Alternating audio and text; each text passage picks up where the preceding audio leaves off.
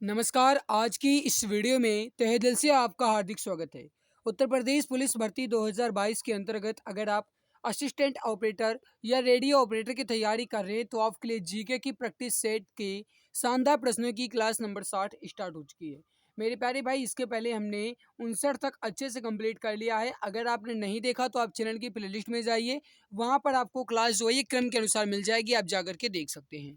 देखो मेरे प्यारे भाई, शौक को कभी पाला नहीं जाता, कांच के खिलौनों को कभी उछाला नहीं जाता। मिल जाती है मंजिल कोशिश करने पर, हर बात को किस्मत पर टाला नहीं जाता। ये बात जो लिखी गई, बहुत अच्छी लाइन लिखी गई है कि शौक को कभी पाला नहीं जाता, कांच के खिलौनों को कभी उछाला नहीं जाता। मिल जाती है मंजिलें कोशिश करने पर, हर बात को किस्मत पर टाला नहीं जाता। मेरे प्यारे भाई, अगर आप ये सोचते हैं कि हमारी किस्मत में नहीं है तो इन दिमाग को से गाइस इस नेगेटिविटी को बिल्कुल निकाल दीजिए अपने दिमाग से। इन शैतान वाली चीज़ों को बिल्कुल निकाल दीजिए, क्योंकि जो आपकी किस्मत में नहीं है उसी के लिए तो हम मेहनत कर रहे हैं, पूरी जी जान शिद्दत लगाए हुए हैं। मेरे प्यारे भाई, आप ये मानकर चलो कि अगर आप पूरी ताकत लगा करके पूरे हौसले जोश के साथ पढ़ाई करते हैं तो मान लीजिए इस बार आपका एक सीट कंफर्म है। ये पक्का है कि आपका सिलेक्शन होकर ही रहेगा। आइए मेरे प्यारे भाई, आज के क्वेश्चन की तरफ बढ़ते हैं। लेकिन उससे पहले अगर आपने अभी तक क्लास को लाइक नहीं किया है तो एक बार सभी मित्र पहले लाइक कर देंगे। जो चैनल पर पहली बार आए हैं सब्सक्राइब कर लेंगे, ताकि आने वाली हर लाइव क्लास की नोटिफिकेशन आपको टाइम टू टाइम मिला करे। जैसा कि आप जानते हैं कि आज आप सभी का टेस्ट हुआ, और उस टेस्ट में गाइस जो मैंने क्वेश्चंस दिए हुए थे सामान्य ज्ञान के, वही मैं आज आपको यहाँ पर पढ़ाने वाला हूँ। क्योंकि गाइस देखो, आपने भले ही इसको पहले ही सॉल्व कर लिया हो, लेकिन अगर आप इसे यहाँ पर देखेंगे तो और भी बेहतर ढंग से आपको समझ में आएगा। मैं इसमें एक्सप्लेन भी कर दूंगा, ठीक है। और इसके अलावा आपको बता दें कि इसकी जो गाइस आज आपका टेस्ट हुआ है, इसके रीजनिंग एंड इसके मैथ के क्वेश्चंस भी मैं सॉल्व करवा दूंगा, आप बिल्कुल भी चिंता ना करें। पहला क्वेश्चन आपके सामने है कि किस साम्राज्य को हिंदुत्व का स्वर्ण युग माना जाता है। मेरे प्यारे भाई, अगर आपको ये स्पष्ट नहीं दिख रहा है तो कृपया क्लास की क्वालिटी थोड़ा हाई कर लीजिएगा। आप 480p में चलाएंगे कि क्लास जो है आपको ये बेहतर ढंग से दिखाई देगी, ठीक है। तो किस साम्राज्य को हिंदुत्व का स्वर्ण युग माना जाता है? ऑप्शन आपके सामने है मौर्य, मुगल, गुप्त या फिर चोल। इसका आंसर आप बताएंगे, राइट आंसर क्या हो जाएगा? वैसे भी अगर आपने टेस्ट दिया होगा तो आप इसका आंसर जानते होंगे, क्योंकि जब मैंने आंसर की दी थी आपको अपने टेस्ट से मिलान करने के लिए, तब आपने इसका आंसर जरूर देखा होगा। तो देखो, किस साम्राज्य को हिंदुत्व का स्वर्ण युग माना जाता है? राइट हो जाएगा आपका गुप्त साम्राज्य को। मेरे प्यारे भाई, अगर आपसे ये पूछा जाता है कि गुप्त साम्राज्य की स्थापना किसने की, तो याद रखिएगा गुप्त साम्राज्य की स्थापना जो है ये सूर्यगुप्त के द्वारा की गई। इसके अलावा अगर आपसे ये पूछा जाता है कि गुप्त साम्राज्य का जो अंतिम शासक था ये कौन था, तो मेरे प्यारे भाई याद रखिएगा गुप्त साम्राज्य का जो अंतिम शासक था ये था कुमारगुप्त तृतीय, ठीक है। तो ये दोनों आप याद रखिएगा, आपसे पूछा जा सकता है। अगला आपके सामने कि प्रसिद्ध हवा महल राजस्थान के किस शहर में है। साथ साथ में आप ये भी बताएंगे कि हवा महल जो है गाइज, इसके निर्माण जो है ये किसने करवाया और इसके अलावा कब करवाया, आप ये बताएंगे। और कहाँ पर है, राजस्थान के किस शहर में है? अजमेर में, जोधपुर में, जयपुर में या फिर कोटा में? देखो, हवा महल जो है ये राजस्थान की राजधानी जयपुर में है। इसका निर्माण जो है गाइज ये महाराजा सवाई प्रताप सिंह के द्वारा करवाया गया था, जो कि सन 1799 में करवाया गया था, ठीक है। तो महाराजा सवाई प्रताप सिंह के द्वारा सन 1799 में हवा महल का निर्माण राजस्थान की राजधानी जयपुर में करवाया गया था। तो आप याद रखिएगा मेरे प्यारे भाई, सही हो जाएगा यहाँ पर आपका ऑप्शन नंबर सी बिल्कुल करेक्ट हो जाएगा। जो भी बता रही हैं ऑप्शन सी बिल्कुल सही होगा। छत्रपति संभाजी जो कि 1680 से 1688 तक शासनकाल में रहे, किस वंश के शासक थे? इसका आंसर आप बताएंगे। छत्रपति संभाजी जो थे ये किस वंश के शासक थे? ऑप्शन आपके सामने है मराठा, नंद, हर्यक या फिर मौर्य। हालांकि गाइज यहाँ पर थोड़ी टाइपिंग मिस्टेक है, इसके लिए माफ करना। यहाँ पर ये हर्यक लिखा गया है तो यहाँ पर ये नंद लिखा हुआ है, ठीक है। नंदा लिखा गया है, लेकिन ये गाइज नंद है और ये हर्यक है। ओके, इंग्लिश ट्रांसलेट किया गया है। देखो, छत्रपति संभाजी जो थे गाइज ये मराठा साम्राज्य से संबंधित थे, क्योंकि छत्रपति संभाजी जो थे गाइज ये छत्रपति शिवाजी महाराज के उत्तराधिकारी थे, ठीक है। तो राइट हो जाएगा यहाँ पर आपका ऑप्शन नंबर ए। जो गाइज छत्रपति संभाजी हैं ये मराठा साम्राज्य के शासक थे, और ये जो है ये छत्रपति शिवाजी महाराज के उत्तराधिकारी थे, ठीक है। आपसे पूछा जा सकता है। अगला आपके सामने कि इंकलाब जिंदाबाद का नारा जो है ये किसने दिया। ऑप्शन आपके सामने है सुभाष चंद्र बोस, बाल गंगाधर तिलक, भगत सिंह या फिर सुखदेव। फटाफट आंसर दीजिए, इसका राइट आंसर क्या हो जाएगा। इंकलाब जिंदाबाद का नारा किसने दिया, क्वेश्चन नंबर 64। देखो इसका जो सही आंसर हो जाएगा आपका, वो हो जाएगा भगत सिंह ने। जो भी प्यारे भाई मित्र यहाँ पर ऑप्शन नंबर सी बता रहे हैं बिल्कुल सही हो जाएगा। करेक्ट आंसर हो जाएगा यहाँ पर आपका भगत सिंह ने। जो भी dear friends option number C बता रहे हैं बिल्कुल सही होगा। अगला आपके सामने शांति निकेतन का निर्माण जो है ये किसने किया था। गुरु रामदास, महाराजा प्रताप सिंह, रविंद्रनाथ टैगोर या ब्रिटिश सरकार। किसने किया था शांति निकेतन का निर्माण, ये आपसे पूछ रहा है। फटाफट आंसर दो, क्वेश्चन नंबर 65।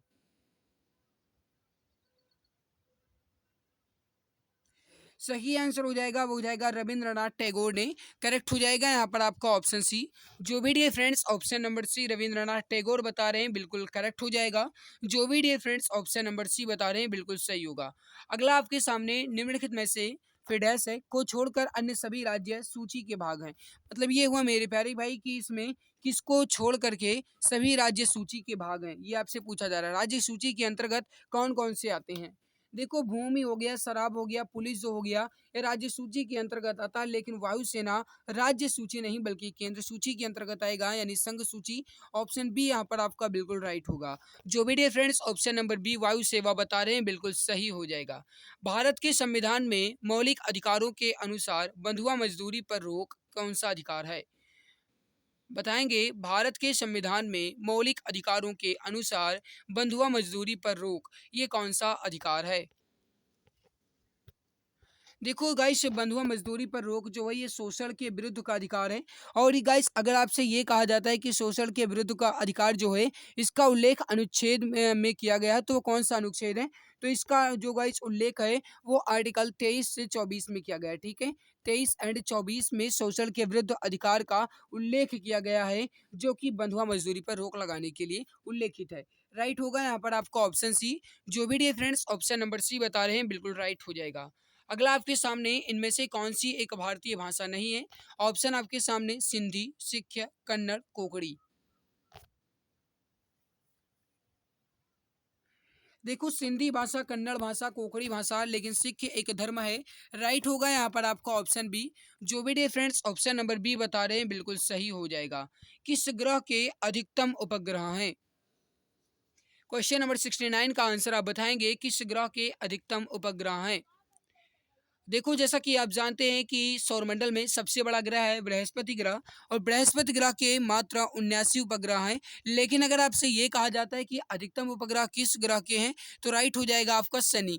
गाइस शनि से पहले माना जाता था कि सबसे अधिक उपग्रहों वाला ग्रह जो है यह बृहस्पति ग्रह, क्योंकि बृहस्पति ग्रह में जो गाइस उपग्रहों की संख्या ये 79 है, और शनि ग्रह में उपग्रहों की संख्या 82 है, जो कि बाद में और उपग्रह खोजे गए है ना। तो राइट हो जाएगा यहाँ पर आपका ऑप्शन नंबर सी सनी बिल्कुल करेक्ट हो जाएगा। जो video friends option C sorry option D Sunny बता रहे हैं बिल्कुल राइट हो जाएगा। नेक्स्ट है आपके सामने जापान को land of the rising sun क्यों कहा जाता है।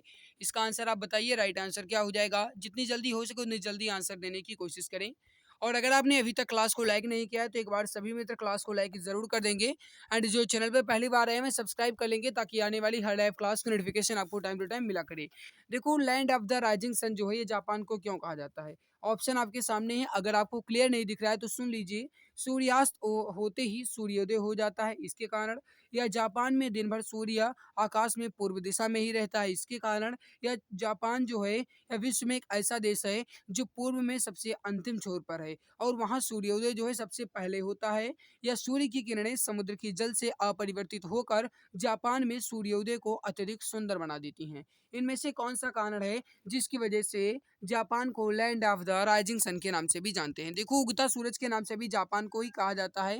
राइट हो जाएगा आपका गाइस कि जापान में सबसे अधिक सूर्योदय होता है। ठीक है, तो राइट हो जाएगा यहाँ पर आपका ऑप्शन नंबर सी, क्योंकि जापान विश्व में एक ऐसा देश है जो पूर्व में सबसे अंतिम छोर पर स्थित देश है, और इसी की वजह से जापान में सूर्योदय जो है सबसे पहले होता है। तो राइट हो जाएगा यहाँ पर आपका ऑप्शन नंबर सी। इसी की वजह से जापान को land of the rising sun या सूर्योदय के देश या सूर्योदय की भूमि के नाम से भी जाना जाता है। अगला आपके सामने भारत का सबसे अधिक ऊंचाई पर स्थित हवाई अड्डा कौन सा है? वेरी वेरी इंपॉर्टेंट क्वेश्चन है मेरे प्यारे भाई, आपके एग्जाम की दृष्टि से। बताइए इसका राइट आंसर क्या हो जाएगा? भारत का सबसे अधिक ऊंचाई पर स्थित हवाई अड्डा। देखो ये हवाई अड्डा है गाइज, वो है कुशोक बकुला रिम्पोच हवाई अड्डा, ठीक है। कुशोक बकुला रिम्पोचे हवाई अड्डा, जो कि है लेह जम्मू कश्मीर में, ठीक है। तो लेह हवाई अड्डा यहाँ पर जो है ये आपका बिल्कुल राइट हो जाएगा। ऑप्शन नंबर सी बिल्कुल करेक्ट हो जाएगा। जो भी फ्रेंड्स ऑप्शन नंबर सी बता रहे हैं बिल्कुल सही होगा। अगर आपको स्पष्ट नहीं दिख रहा है तो कृपया क्लास की क्वालिटी थोड़ा हाई कर लीजिएगा, आपको स्पष्ट दिख जाएगा गाइज, ठीक है। अगला आपके सामने तृतीय क्षेत्र या टर्शियरी सेक्टर में इनमें से कौन सा शामिल है? बैंकिंग, विनिर्माण, वानिकी या फिर खनन? इसमें कौन तृतीय क्षेत्र से संबंधित है? वेरी वेरी इंपॉर्टेंट क्वेश्चन है आपके एग्जाम की दृष्टि से। याद रखना यहाँ पर बैंकिंग जो है ये तृतीय क्षेत्र से संबंधित हो जाएगा। करेक्ट हो जाएगा आपका ऑप्शन ए। अगला कि भारत में निम्नलिखित में से कौन बीमा कारोबार को नियंत्रित करता है?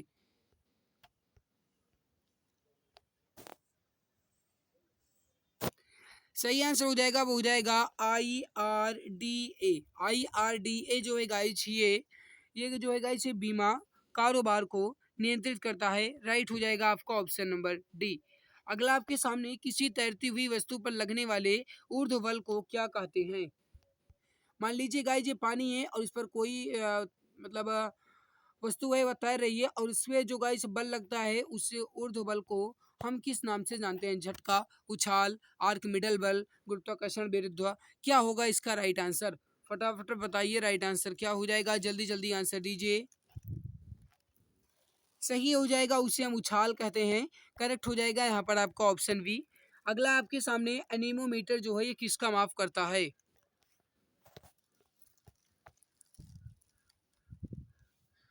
अब जैसा कि आप जानते हैं गाइस कि प्रकाश की गति को हम किसके से मापते हैं गाइस? तो प्रकाश की गति को हम लक्स मीटर से मापते हैं।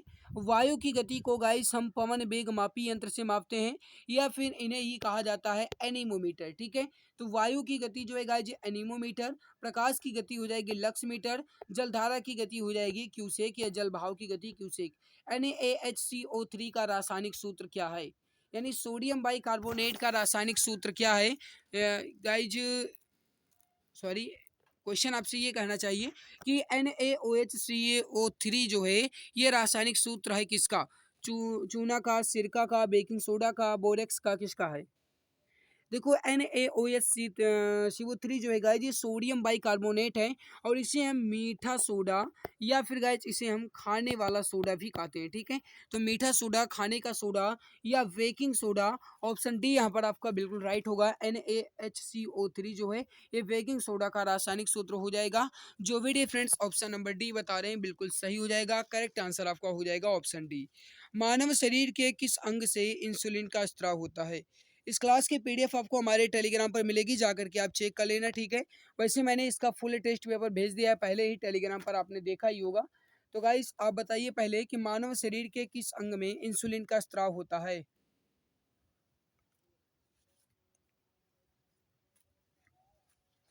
सही आंसर हो जाएगा आपका, वो हो जाएगा अग्न्याशय में। करेक्ट हो जाएगा यहाँ पर आपका ऑप्शन नंबर ए। जो भी प्यारे भाई मित्र यहाँ पर ऑप्शन नंबर ए बता रहे हैं, अग्न्याशय में जो गाइस इंसुलिन है इसका स्त्राव होता रहता है। करेक्ट हो जाएगा यहाँ पर आपका ऑप्शन नंबर ए। वर्णांध व्यक्ति को किन रंगों में भेद नहीं कर पाते? वर्णांध व्यक्ति कहने का मतलब है वर्णांधता जिन्हें हो जाता है, यानी जिन्हें रंग को पहचानने में दिक्कत होती है। और इसमें गाइस वो सबसे ज़्यादा जो दिक्कत होती है उनको, वो होती है लाल और हरा रंग में।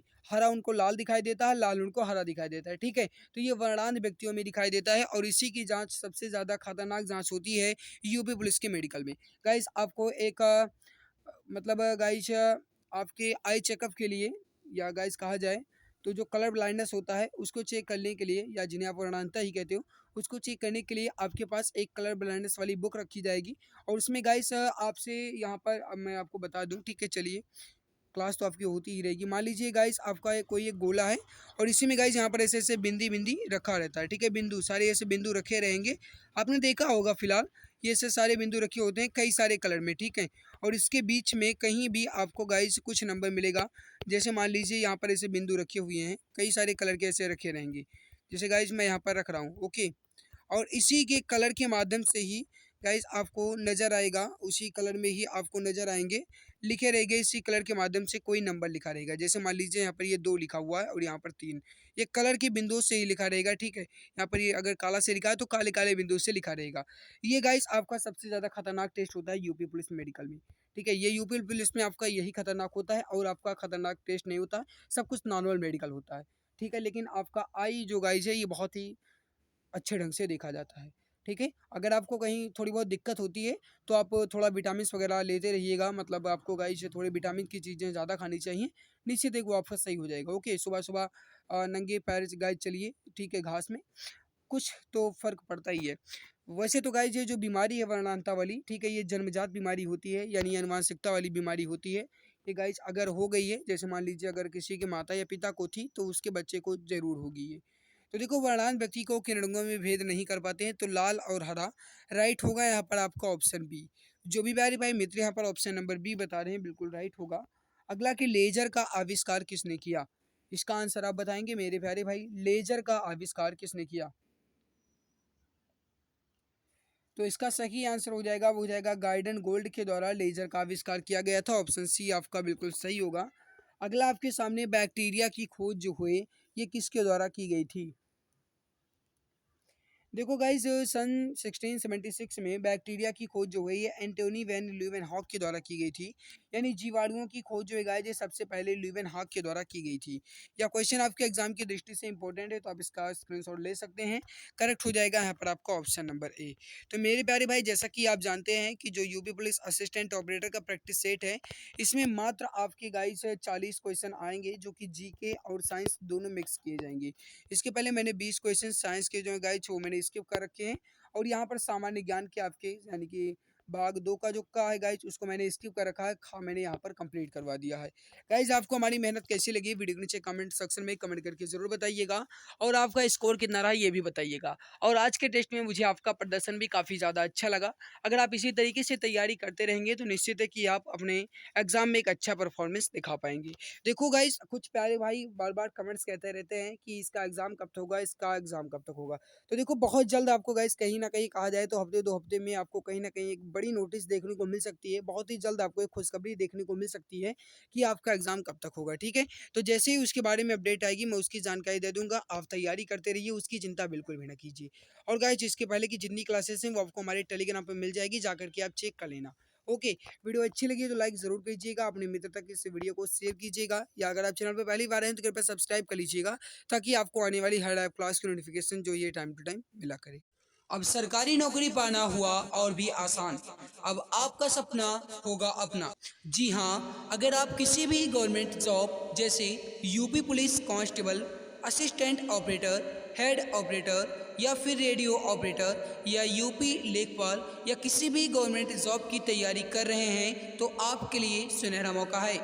आप YouTube channel exam Guruji by Arvind sir के साथ जुड़कर अपनी तैयारी को और भी परफेक्ट बना सकते हैं। इस चैनल के माध्यम से आपको free live classes, recorded classes और गवर्नमेंट जॉब के नोटिफिकेशन आपको टाइम टू टाइम अपडेट मिला करेंगे।